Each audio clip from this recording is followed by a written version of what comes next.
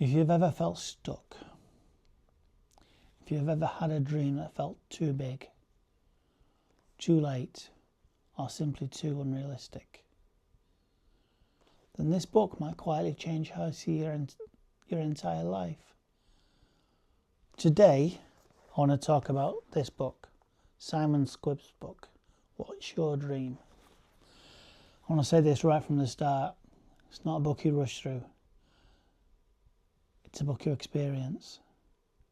If you don't already know who Simon Squib is, he's an entrepreneur, a speaker, and someone who's made it his mission to help people start. Not someday, not when everything is perfect, but now. What I respect most about Simon is that he doesn't approach dreams from a motivational poster angle. There's no fluff.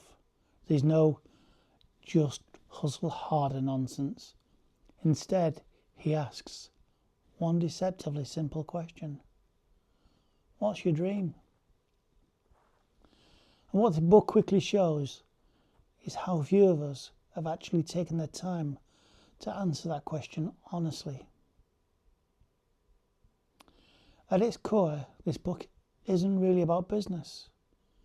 It isn't even about success. It's about permission. Permission to want something different. Permission to change direction. Permission to start again. Or finally admit that dream you've been carrying quietly for years. Simon talks openly about fear, not as a weakness, but as something normal. Fear of failure, fear of judgment, fear of being seen trying. But instead of telling you to get over it, he shows you how to work with it. Now this is really important. Don't binge read this book. It's not a finish it in a day, finish it in a weekend book. Each chapter is like a conversation, a personal one-to-one. More importantly, each chapter asks something of you. There were moments when I had to put the book down, not because it were boring, but because it landed. You'll read the book and think, that's me. I've been avoiding that. And I've never actually said that dream out loud. And that's your cue to stop. That's your cue to think. Let it sit. Digest it. Think about how it applies to your life. Not someone else's highlight reel. Not someone else's Instagram. Not someone else's YouTube.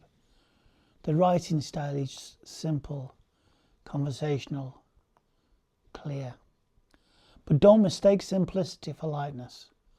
This book has weight. Because clarity is heavy when you've been avoiding it. What struck me most was how often this book made me slow down. It made me ask, what am I doing? Because I want to. And what am I doing? Because I feel I should.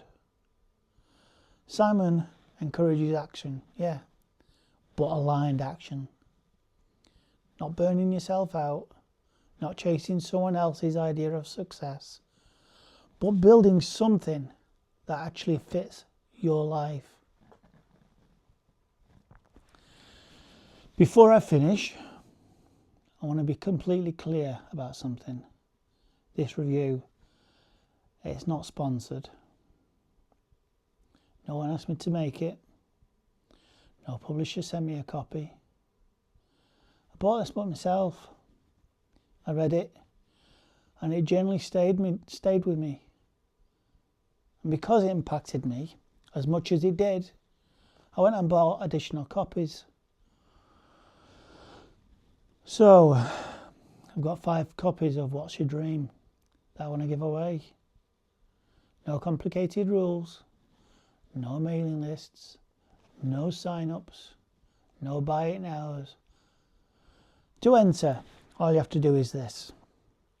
Leave a comment below telling me what's your dream.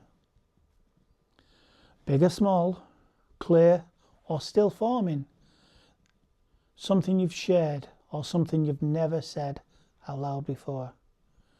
I'll randomly select 5 people from the comments after the closing date and arrange to send you a copy. This giveaway is not affiliated with Simon Squib, the publisher, YouTube or anyone else.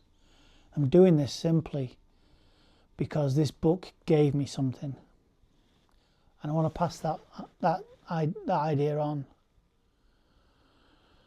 So, what's your dream isn't loud. It doesn't shout at you. It doesn't promise you the world. It doesn't promise you overnight success. But what it does do, it gently but firmly refuse to let you go. Refuse to ignore yourself any longer. And that's powerful. If you read the book, don't rush it. Read a chapter, pause, reflect, and maybe, just maybe, start answering that one question honestly. What's your dream? Now, if this helped, please like the video, subscribe, and share it with someone who might need to hear this, because you'll know someone. And I'll see you in the next one. Thank you very much.